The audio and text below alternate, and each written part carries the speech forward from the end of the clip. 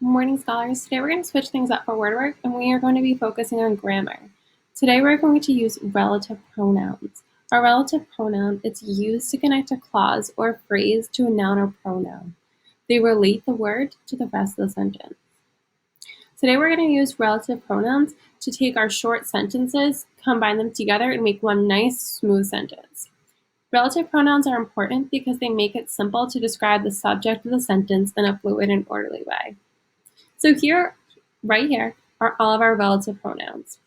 Who, whom, which, whose, that, where, and when. Who is used when it's referring to someone. Harry Potter is known as the boy who lived. Whom. We use whom when we're talking about people. Whom does this jacket belong to? Which. This is when you're talking about animals and objects. Harry wasn't sure which book he would need for his class. Whose. This shows possession. Hermione asked Dumbledore whose class she would be in. That. People are animals. That dragon is called a silverback. Where. This is talking about a place. We wanted to go to a school where we could practice magic. When. This is talking about a time. Ron knew he would have to be on his best behavior when he saw his mother.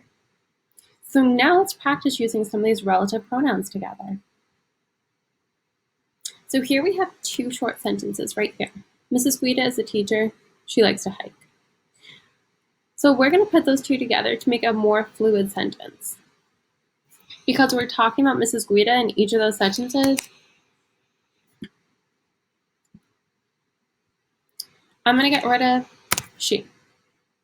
So we're referring to Mrs. Guida here. So we can put in Mrs. Guida is a teacher who likes to hike. So do you see how right now we were able to take those two short sentences and we put them together to make a one fluid sentence? We needed to have who here because this is talking about the subject, which is me. Now we're moving on to our next sentence here. So Miss McNulty is a teacher. She is amazing at crafts. Let's connect these two short sentences because they're both talking about Miss McNulty. So Miss McNulty is a teacher. So we're still referring to Miss McNulty in both parts of the sentence. So if we're referring to someone, we're going to use who is amazing at crafts. So here we have our sentence here.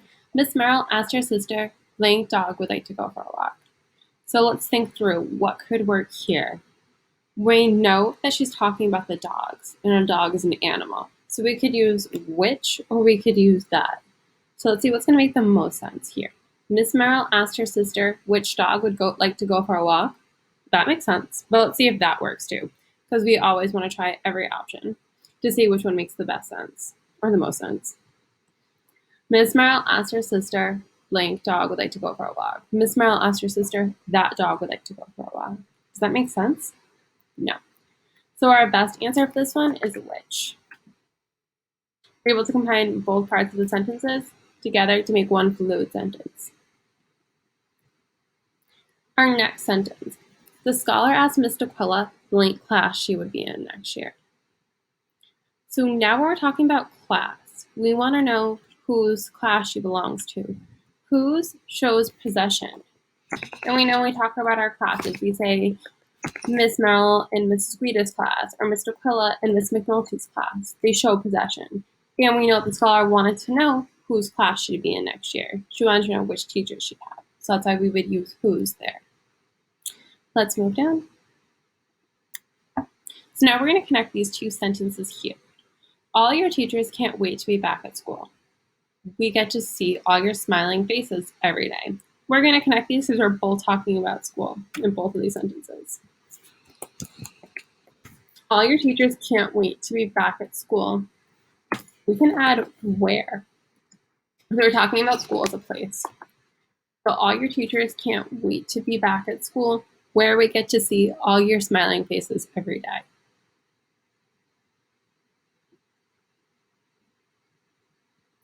Now let's move on to our last example here. Our scholars know that they give their best effort and they submit attendance daily. They do this on Google Classroom. So I want to connect these sentences into one fluid sentence. So we're talking about a time. So we know that they give their best effort and they submit attendance daily on Google Classroom. So we're going to change the wording just a little bit. We're going to use when they do this on Google Classroom. We can put when they are on Google Classroom. So we're able just to connect those two sentences and make one great sentence. And we also made sure that are pronoun related. So now for your practice, you're going to go here.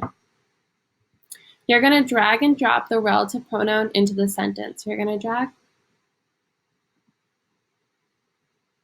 and drop. You're only going to need your choices right here. So scholars, I'm so happy today that we learned about relative pronouns. And we know that we use relative pronouns because it makes it simple to describe the subject of a sentence in a fluid and orderly way. I cannot wait to see all your amazing work tonight.